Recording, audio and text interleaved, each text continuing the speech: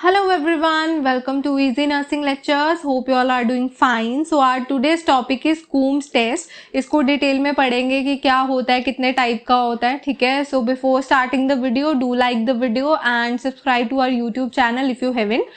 So let's start the video. Coombs test क्या होता है बेसिकली, ये डिटेक्ट करता है एंटीबॉडीज को. It detects what, it detects the antibodies that stick to RBCs, जो आरबीसीज के सरफेस पे होती हैं, और वो एंटीबॉडीज क्या करती हैं, उस सेल को डिस्ट्रॉय करके उसको जल्दी से मार देती हैं. तो हमें उनको फटाफट डिटेक्ट करके उनको पहले खत्म कर देना होता है. ठीक है, पता है, समझ नहीं आया तो डिटेल में पढ़ते हैं होता क्या है, कंसेप्ट क्या है, इजिली आपको समझ आ जाएगा. So let's start with it. क्या है, यूजुअली देखो ये हमारा रेड ब्लड सेल है, इट इज व्हाट, आरबीसी. ठीक है, तो ये रेड ब्लड सेल के सरफेस पे हम देख सकते हैं, ये जो है ये टमाटर जैसे लग रहे हैं वैसे तो ये, पर ये आरबीसी है. इनको बोला जाता है एंटीजेंस. क्या बोला जाता है, एंटीजेंस. ठीक है जी. तो यूजुअली क्या होता है, आरबीसी के सरफेस पे एबीओ एंटीजेंस हो गए जो हमारा बताते हैं ए ब्लड ग्रुप है कि बी ब्लड ग्रुप है कि ओ ब्लड ग्रुप है. ठीक है, और आरएच एंटीजेंस जो बताते हैं पॉजिटिव है नेगेटिव है. तो ये सारे एंटीजेंस यूजुअली हमारे आरबीसी के सरफेस पे प्रेजेंट होते हैं. लेकिन कई बारी कुछ ऐसी कंडीशंस हो जाती हैं जैसे कि हीमोलिटिक एनीमिया. हीमोलिटिक एनीमिया में भी कौन सा, ऑटो इम्यून. कौन सा, ऑटो इम्यून. अब ऑटो इम्यून कौन से डिसऑर्डर्स होते हैं, ऑटो इम्यून बेसिकली वो डिसऑर्डर होते हैं जो हमारा ही इम्यून सिस्टम हमारे साथ गद्दारी कर देता है और उस हमारे ही सेल्स को फौरन समझ के मारना शुरू कर देता है. ठीक है, बड़ा अपने आप को एक्शन हीरो समझता है. तो ऑटो इम्यून हीमोलिटिक एनीमिया के केस में क्या होता है, जो हमारे बॉडी है वो क्या करेगा, कुछ ऐसे एंटीबॉडीज प्रोड्यूस करेगा जो कि बाइंड हो जाएंगे इन एंटीजेंस के साथ. अब देखो ये ब्लू वाले ये कौन है, एंटीबॉडीज जो कि बनाए हैं किसने, हमारी बॉडी ने दगा करके हमसे. ठीक है, और हमारे ही एंटीजन पे जाके चिपका दिया जो कि थे नॉर्मल एंटीजेंस. अब क्या होगा, अब जब उसने एंटीजन एंटीबॉडी का रिएक्शन हो गया तो अब क्या करेगा, वो उनकी डिस्ट्रक्शन कर देगा, इनको फौरन समझ के ये सेल्स ही डिस्ट्रॉय कर देगा, जिसकी वजह से एक कंडीशन अराइज हो जाएगी that is known as what, anaemia. That is known as anaemia. Anaemia की कंडीशन अराइज हो जाएगी हमारी बॉडी में. ठीक है, तो ये कंसेप्ट था कि बेसिकली क्या होता है, कुछ डिसऑर्डर्स की वजह से हमारे ही एंटीजेंस के खिलाफ जब एंटीबॉडीज बन जाते हैं तो वो हमारे सेल को डिस्ट्रॉय कर देते हैं. तो हमें कूम्स टेस्ट में ऐसे ही एंटीबॉडीज को ढूंढना है और उस पेशेंट को हमें ट्रीट करना है. ठीक है, कुछ पर्टिकुलर चीजों से.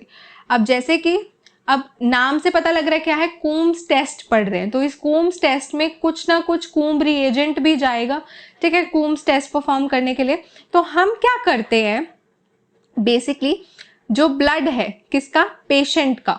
ठीक है, जिसके ब्लड में ऑलरेडी प्रेजेंट है, हमें पता है इसके ब्लड में ऑटो एंटीबॉडीज प्रेजेंट है. अभी ऑटो एंटीबॉडीज क्या है, वो एंटीबॉडी जो कि हमारी बॉडी ने हमसे दगा करके, हमसे भेड़ चाल करके, हमसे दुश्मनी निकालने के लिए जो एंटीबॉडीज हमारी बॉडी ने बनाई है हमारे ही एंटीजेंस के खिलाफ, हमारी बॉडी के सेल के खिलाफ, तो उन्हें बोला जाता है ऑटो एंटीबॉडीज. ठीक है, तो कूम्स रिएजेंट में क्या है, ब्लड है.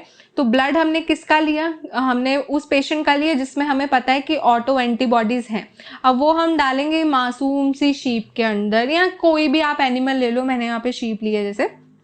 ठीक है, तो ये एंटीबॉडीज हम देख सकते हैं यहाँ पे प्रेजेंट हैं, ब्लू कलर की एंटीबॉडीज हैं. ठीक है, तो अब क्या होगा, ये एंटीबॉडीज, अब बेसिकली क्या कंसेप्ट है, जैसे हमने एलाइसा पढ़ा था कि क्या होता है अगर हम किसी फॉरेन एनिमल के अंदर इंजेक्ट करते हैं एंटीबॉडीज, तो ये वाली जो ब्लू एंटीबॉडीज है ये तो हमारी एंटीबॉडीज है. अभी एनिमल के शरीर के लिए तो क्या है, फॉरेन चीज है, उनके लिए न्यू चीज है, अरे फॉरेन से आई है चीज. ठीक है, उनके लिए न्यू चीज है. तो अब उनको एलिमिनेट करने के लिए जो एनिमल की बॉडी है वो अपने एंटीबॉडीज बनाएगी इनको एलिमिनेट करने के लिए. पिंक वाले देख सकते हैं, तो इनको हम बोलते हैं फॉर सपोज एनिमल के एंटीबॉडीज बोलते हैं. ठीक है, अब जब वो एंटीबॉडीज बना लेगा तो ये जो हमारा ब्लड होगा एनिमल का वो हम ले लेंगे. ठीक है, लेने के बाद हम क्या करेंगे, सेपरेशन करेंगे. जो हमारी वाली एंटीबॉडीज थी, कौन सी, ह्यूमन की एंटीबॉडीज थी, उनको अलग कर देंगे, और जो एनिमल की एंटीबॉडीज थी उसको अलग कर लेंगे. ठीक है, तो जो एनिमल की एंटीबॉडीज हैं, पिंक थी ऊपर हम देख सकते हैं यहाँ पे, तो पिंक एंटीबॉडीज थी, तो जो पिंक एंटीबॉडीज अब हमने ली एनिमल की एंटीबॉडीज, इसी को बोला जाता है कूम्स रिएजेंट।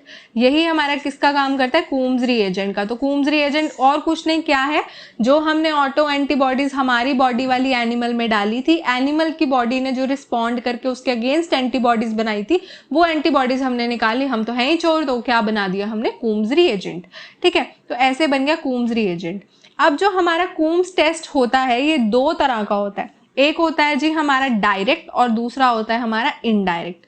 ठीक है, डायरेक्ट कूम्स टेस्ट में क्या है, जैसे पेशेंट आया मेरे पास, अरे मेरे को लग रहा है कि यार कुछ ना कुछ गड़बड़ है, तो उसका मैं ले लूंगी ब्लड। ठीक है, ब्लड ले लिया, उसके ब्लड में देख सकते हैं ये हमारा आरबीसी है, रेड वाला ऊपर टमाटर की जो डंडी सी है वो हमारे एंटीजेंस है। ठीक है, उनके ऊपर ऑटो एंटीबॉडीज तो बने ही होंगे। ठीक है, अगर पेशेंट पॉजिटिव है तो फिर हम क्या करेंगे, उसका टेस्ट ट्यूब में ब्लड लेके हम उसके ऊपर से कूम्स रिएजेंट डालेंगे। डाला हमने कूम्स रिएजेंट, ठीक है, कूम्स रिएजेंट डालेंगे तो जैसे ही कूम्स रिएजेंट होगा वो इन ऑटो एंटीबॉडीज को डिटेक्ट कर लेगा और अपने जो वो एनिमल वाले एंटीबॉडीज थे तो उसके ऊपर जाके चिपक जाएंगे। हेंस एक क्या हो जाएगा, कंप्लेक्स सा फॉर्म हो जाएगा, एग्लूटिनेशन हो जाएगी, एंटीजन एंटीबॉडी एंटीबॉडी एग्लूटिनेशन हो जाएगी, क्योंकि एंटीबॉडी से एंटीबॉडी चिपक जाएगा। हेंस क्या होगा, आरबीसी क्या हो जाएंगे, प्रेसिपिटेट हो जाएंगे, आरबीसी की प्रेसिपिटेशन हो जाएगी, वो नीचे हमें एज अ प्रेसिपिटेट दिखेंगे। तो जब हमें नीचे कुछ सॉलिड पार्टिकल दिखेगा टेस्ट ट्यूब के अंदर तो हम बता देंगे कि टेस्ट क्या है हमारा, पॉजिटिव है, अगर प्रेसिपिटेशन होती है।